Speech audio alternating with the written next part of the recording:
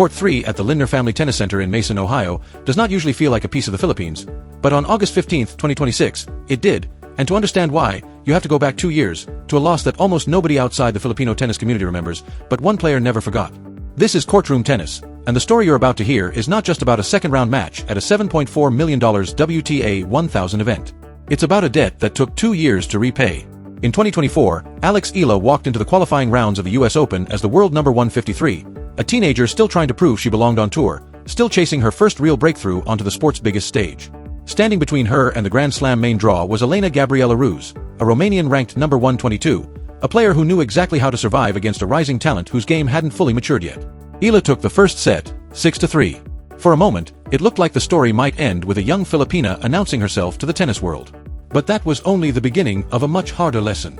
Ruse clawed her way back, won the next 2 sets 6-1, 6-4, and with it, ended Eala's US Open dream before it had even started. It was the kind of defeat that doesn't just cost a match, it costs belief.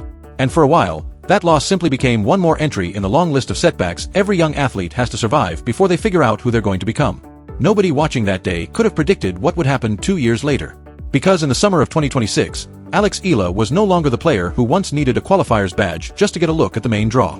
She had become the first Filipino tennis player in history to win a WTA Tour singles title, lifting the trophy in Washington in a run that read like a highlight reel of the sport's biggest names: Zhang Qinwen, Leylah Fernandez, Elena Svitolina, Naomi Osaka, Jessica Pegula. One by one, players who once represented the ceiling of what Eala could achieve became names on her list of victories. She climbed to a career-high ranking of world number 20. She reached the 4th round at Wimbledon. And she arrived in Cincinnati as the number 17 seed, the highest seeding of her career at a WTA 1000 event, and a first-round bye to go with it. Not long ago, she was fighting through qualifying just to get into tournaments like this one. Now the tournament was protecting her as one of its own. But before we get to Cincinnati, you need to understand what it actually cost her to get there. Between Washington and Toronto, Eala played 8 matches in 7 days. She won 7 of them straight. She battled through the physical toll of back-to-back WTA events, dealt with an ankle scare against Katie McNally in Toronto that could have ended her run entirely, and grinded through a brutal second set against Belinda Bencic when her legs had almost nothing left to give. This is the part documentaries about athletes often skip: the exhaustion between the trophies, the matches that don't make the highlight reels but nearly break a player anyway. And what nobody realized at the time was how close all of that heavy scheduling had brought her to the edge. So instead of pushing straight through to Cincinnati, Eala did something that says as much about her as any match score could. She stepped away. She took a day, maybe 2, completely off the court. She got a haircut. She got her nails done. She spent time with friends. She even showed up in a viral TikTok alongside Coco Gauff, a small, human moment that reminded everyone that behind the rankings and the record-breaking runs was still a 21-year-old figuring out how to survive a season that had turned her into a phenomenon almost overnight. She said, ahead of Cincinnati, that she was simply grateful to feel healthy after everything her body had been through, and that she wanted to take what she'd learned in Washington and Toronto and carry it forward, first to Cincinnati, and then to New York. Because behind that quiet reset was a much bigger question waiting to be answered. Could she do it again? Or had Washington been a miracle that lightning wouldn't strike twice? Then came the draw. And there it was, a name that meant something only she and a handful of people truly understood. Elena-Gabriela Ruse. The player who ended her US Open run in 2024. The same player who, this time around, had opened her Cincinnati campaign by dismantling Magda Linette 6-0, 6-3, a statement win that made it clear Ruse hadn't traveled to Ohio to make up the numbers. This was a woman who had once reached a career-high ranking of number 51, who had won the WTA 250 Hamburg European Open back in 2021, and who had already proven, 2 years earlier, that she knew exactly how to unsettle Eala when it mattered most. On paper, it read like a rematch. In reality, it was something closer to a reckoning. Because the Alex Eala who walked onto Court 3 that Saturday was not the same player who had lost in New York 2 years before, and everyone in that stadium seemed to know it before a single ball had even been struck. That's when the story stopped being just about tennis. Thousands of Filipino fans made their way to Mason, Ohio, some traveling across state lines, some driving 8 hours straight from Toronto just to be there. One group reportedly built an entire college reunion around the chance to watch her play. Philippine flags filled the stands. Chants of "Let's go, Alex!" rolled through the arena in waves. This wasn't a crowd that simply happened to be in the area. These were people who rearranged their lives around a tennis match, because somewhere along the way, Alex Eala had stopped being just a rising athlete and had become something closer to a movement. It had a name by now, the Barangay Eala atmosphere, first seen in Toronto, now following her from city to city like its own traveling force. In Washington, tournament officials had noted that a striking share of ticket requests were tied directly to fans wanting to see her play. Now Cincinnati was living through the same thing in real time. Even players outside the Philippines had started to take notice. Rennie Stubbs, the former world #1 doubles player and former coach of Serena Williams, described the environment around Eala as something most experienced professionals had probably never played in before, comparing its intensity to the kind of electricity once reserved for Serena Williams in New York. Katie McNally, after their earlier meeting, thanked Eala simply for the chance to be part of an atmosphere like that. Coco Gauff pointed out that Eala was pulling an entirely new demographic into women's tennis, calling her an important role model for a new generation of fans.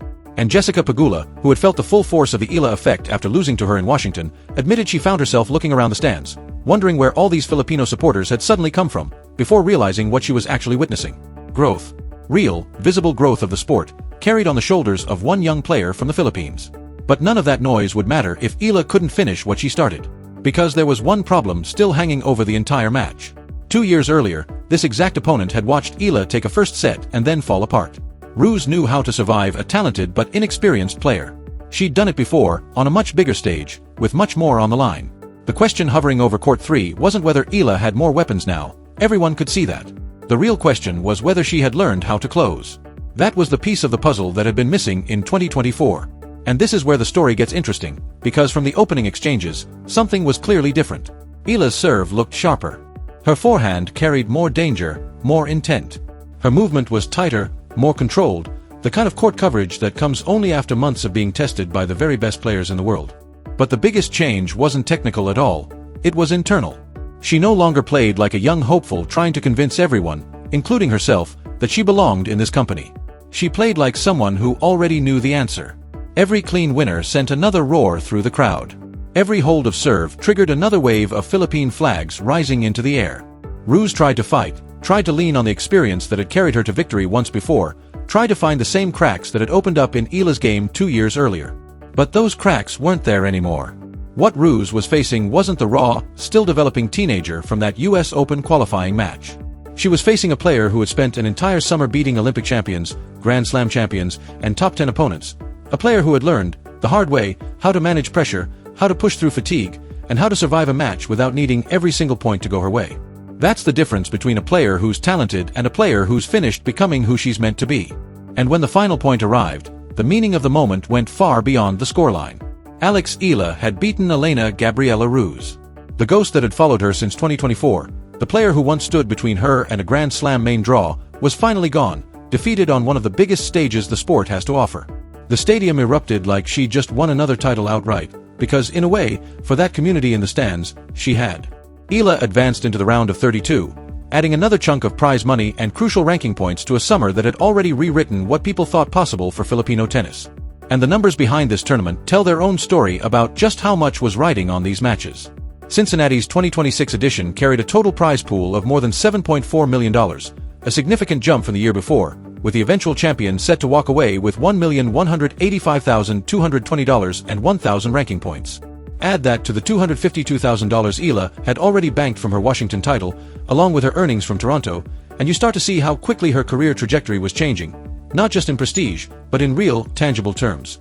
And the ranking points mattered just as much as the money. A strong run through Cincinnati could push her toward the top 15 in the world, strengthening her position heading into the US Open, the very tournament where, 2 years earlier, she hadn't even been able to reach the main draw. That contrast is almost impossible to ignore. The same player who once lost a qualifying battle to Elena Ruse was now walking through a WTA 1000 draw stacked with the very best in the sport. Aryna Sabalenka as the #1 seed, Iga Swiatek defending her title from the year before, Elena Rybakina, Coco Gauff, and Jessica Pegula all lurking somewhere in the bracket. This wasn't a depleted field waiting for an easy story to write itself. This was one of the last major proving grounds before New York, and Eala had just proven, in the most symbolic way possible, that Washington hadn't been a one-week accident. But there was no time to sit with the emotion of that win for long, because the draw kept moving, and the challenges kept climbing. Waiting in the round of 32 was either Amanda Anisimova or another dangerous name, and looming further down the bracket was Linda Noskova, a player who had already beaten Eala twice this season, a reminder that this journey is still being written, not finished. Pegula, Rybakina, Swiatek, Sabalenka, all of them remained live threats standing between Eala and a deeper run in Cincinnati. A year ago, names like these might have felt like impossible mountains, obstacles reserved for players far above her level. Now they represent something entirely different: opportunities. That shift, from fear to opportunity, from surviving to competing, is the real story hiding underneath every scoreline this summer. And maybe the most remarkable part of it all is that she isn't making this climb alone. Filipino fans are rearranging flights, driving hours through the night, and building entire trips around watching her play. Young players across the Philippines are seeing, for the first time, someone who looks like them competing deep into the draws of the sport's biggest tournaments. Established stars, Stubbs, Goff, Pagula, McNally, keep publicly acknowledging the shift she's created, not because they have to, but because it's impossible not to notice. Every win seems to bring a bigger crowd. Every tournament adds another wave of support.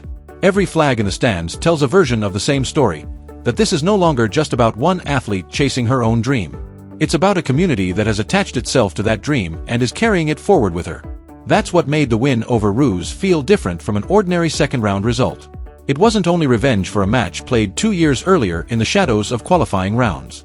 It was proof that painful losses can eventually become fuel instead of scars, proof that rankings can be rewritten through relentless work, proof that a teenager who once needed a qualifier spot just to get near a Grand Slam can grow into a seeded contender at the sport's highest level. She hadn't been permanently broken by that 2024 defeat. She had simply not finished becoming who she was always capable of being. And now, as Cincinnati continues and the US Open edges closer on the calendar, the question circling Alex Eala isn't whether she can produce one more surprising run. The real question is how many more chapters are still left to write before the rest of the tennis world stops calling this a breakout and starts calling it what it actually is. A transformation, still very much in progress. 2 years ago, in the qualifying rounds of the US Open, Elena-Gabriela Ruse ended a dream that a teenage Alex Eala hadn't even fully built yet. On August 15, 2026, in front of a stadium full of Philippine flags in Mason, Ohio, that same Alex Eala turned the memory of that loss into one of the most meaningful wins of her career, not because the scoreboard demanded it, but because she did. The player who once needed a qualifier's pass had become a WTA 1000 seed. The player who once walked away from disappointment had learned how to turn it into fuel for the next fight. And the fans who followed her from Washington to Toronto and now to Cincinnati made absolutely sure that whatever happens next, she never has to walk out onto that court feeling alone. This is courtroom tennis, and if the win over Elena-Gabriela Ruse proves anything at all, it's that Alex Eala's story is nowhere close to finished. The only question left is how far she's willing to take it.